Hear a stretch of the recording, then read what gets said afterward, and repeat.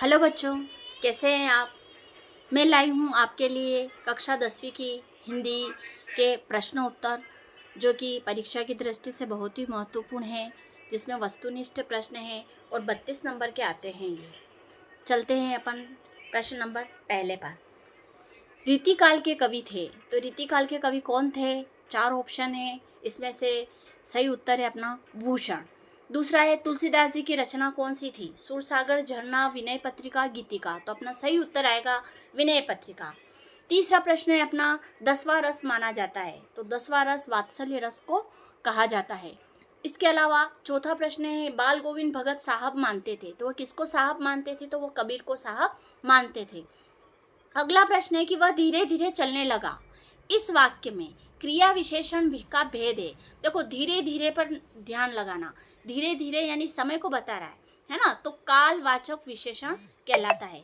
इसके अलावा अगला प्रश्न है कि बालक तारकेश्वर को उसके पिता टीका लगाते थे, तो किसका टीका लगाते थे? चंदन का, रोली का, भभूत का या कुमकुम का? तो भभूत का टीका लगाते थे।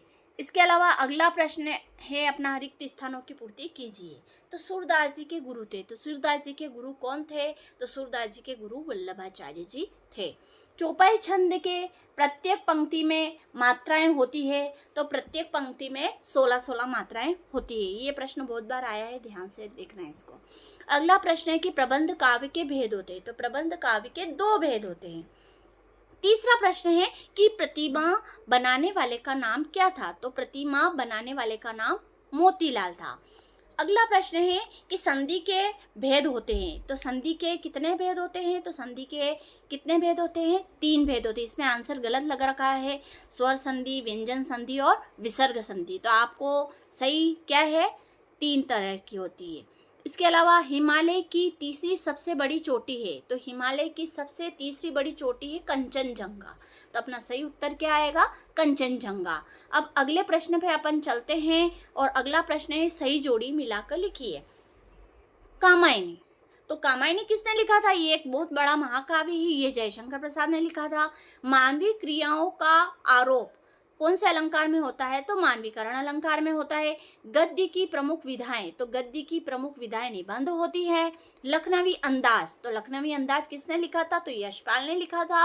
अंधे की लाठी, अंधे की लाठी का मुहावरे का अर्थ होता है एकमात्र सहारा। इसके अलावा मैं क्यों लिखता हूँ, तो मैं क्यों लिखता हूँ ये किसने लिखा था? तो अज्ञेय जी ने लिखा था। अब चलते हैं अपन अगले प्रश्न की ओर, और अगला प्रश्न है एक वाक्य में उत्तर लिखिए। देखो, कवि निराला ने बादलों की तुलना किससे की है? कवि निराला ने बादलों की तुलना किससे की है? तो कवि निराला ने बादलों की तुलना पीड़ित प्यासे जन की आकांक्षा को पूरा करने वाला और कवियों में क्रांति का आह्वान की तुलना करता है ना। तो बादलों की तुलना क्रांति के दूतों से की गई है, ये भी ध्यान रख लीजिएगा। अगला प्रश्न है कि रस के अंग कितने होते हैं? तो रस के अंग 4 प्रकार के होते हैं, पता ही है। प्रकार पूछे तो आप रस के 10 प्रकार बताइए, और अंग पूछे तो कितने बताओगे आप? 4। इसके अलावा गद्य की 3 गौण विधाएं बताइए। तो गौण विधाएं निबंध है, एकांकी है, नाटक है, ये सब गद्य की 3 गौण विधाएं होती है। समास कितने प्रकार के होते हैं? तो समास 6 प्रकार के होते हैं, उसके भेद 6 होते हैं। 1 अनार और 100 बीमार, इसका अर्थ क्या होता है? यानी कि वस्तु तो एक, ध्यान रखिएगा, वस्तु एक यानी कि पूर्ति न होना और सभी की आवश्यकता की पूर्ति न होना, वस्तु एक और प्राप्त करने वाले उम्मीदवार अनेक होते, इसलिए उसी को क्या बोलते हैं? 1 अनार और 100 बीमार। अगला प्रश्न है कि भोलेनाथ के पिताजी गंगा में आटे की कितनी गोलियां प्रवाहित करते थे? तो आपने पूरा पाठ पढ़ा है, वो 500 आटे की गोलियां गंगा में प्रवाहित करते थे। अपन चलते हैं अगले प्रश्न की ओर, और अपना अगला प्रश्न है सत्य असत्य चयन कीजिए। पहला प्रश्न है अपना कि मुख्य गायन के स्वर चट्टान जैसी भारी और गंभीर थे, तो सत्य है ये। दोहा एक सममात्रिक छंद है, तो ये असत्य है। तीसरा प्रश्न है कि आदमी ने पहले पहल आग का आविष्कार किया था। तो सत्य है ये भी। जो जीता ना जा सके उसे अजय कहते हैं, तो बिल्कुल सही है, जो जीता ना जा सके उसको अजय कहते हैं। प्रेयर व्हील को घुमाने से पाप नहीं धुलते हैं, तो ये सत्य है। इसके अलावा हिरोशिमा में परमाणु बम गिरा था, तो ये बिल्कुल सत्य है, हिरोशिमा में परमाणु बम गिरा था। अब चलते हैं अपन अगले प्रश्न की ओर, और अगला प्रश्न है सही विकल्प चुन करके लिखिए। देखो, प्रगतिवादी कवि है, तो 4 अपने ऑप्शन दे रखे हैं, तो अपना सही उत्तर आएगा सुमित्रा नंदन पंत। इसके अलावा नेताजी की जो प्रतिमा थी वो कितने फुट की थी, तो नेताजी की जो प्रतिमा थी वह 2 फुट की थी।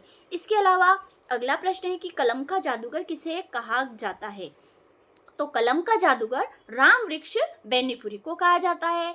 अगला प्रश्न है कि सुर सारावली के कवि का नाम बताइए, तो सुर सारावली के कवि का नाम है सूरदास जी। अब अगले प्रश्न की तरफ चलते हैं, तो सूर्यकांत त्रिपाठी निराला का जन्म हुआ था, तो कब हुआ था, तो सन 1899 यानी 1899 में हुआ था। अगला प्रश्न है कि कुहासा का अर्थ क्या होता है, कंबल, सन्नाटा, कोहरा या सहारा, तो इसका सही उत्तर आएगा कोहरा। अगले प्रश्न की तरफ अपन चलते हैं, रिक्त स्थानों की पूर्ति कीजिए।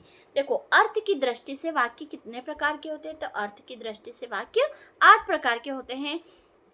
दूसरा है कि छंद के प्रकार होते हैं, तो छंद 2 प्रकार के होते हैं। वल्लभाचार्य जी के गुरु थे, तो किसके गुरु थे वो, तो सूरदास जी के गुरु थे।